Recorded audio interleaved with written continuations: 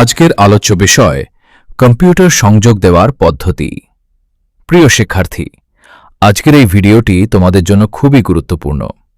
এই ভিডিওটি মনোযোগ সহকারে সম্পূর্ণ দেখলে কিভাবে কম্পিউটারের ক্যাবলগুলো যুক্ত করতে হয় সেই সম্পর্কে তোমরা বিস্তারিত জানতে পারবে। কম্পিউটার সংযোগ দেওয়ার জন্য প্রধান 4টি ক্যাবল রয়েছে: পাওয়ার ক্যাবল, ভিজিএ ক্যাবল এবং ইউএসবি ক্যাবল। প্রথমে পাওয়ার ক্যাবল সংযোগ দেওয়া হচ্ছে। এবার আমরা ভিজিএ ক্যাবলটি সংযোগ করে নিব। এখন কম্পিউটারের সাথে মাউস এবং কিবোর্ড যুক্ত করার জন্য মাউস এবং কিবোর্ডের ইউএসবি ক্যাবল পিসির সাথে কানেক্ট করতে হবে। এবার এখানে যে পোর্টগুলো দেখতে পাচ্ছ, ল্যান পোর্ট, ইউএসবি পোর্ট এবং অডিও ইনপুট বা আউটপুট পোর্ট। এবার আমাদের কম্পিউটারের সংযোগ দেওয়া শেষ। এখন কম্পিউটারটি চালু করে দেখা যাক সবকিছু ঠিকঠাক আছে কিনা, বা কম্পিউটারটি চালু হয়ে গেছে।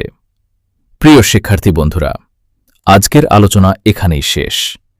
আগামী ক্লাসে কম্পিউটারের মাদারবোর্ডের সাথে কিভাবে প্রসেসর যুক্ত করতে হয় সেই সম্পর্কে তোমাদের বিস্তারিত ধারণা দেওয়া হবে। সেই পর্যন্ত ভালো থেকো। আল্লাহ হাফেজ।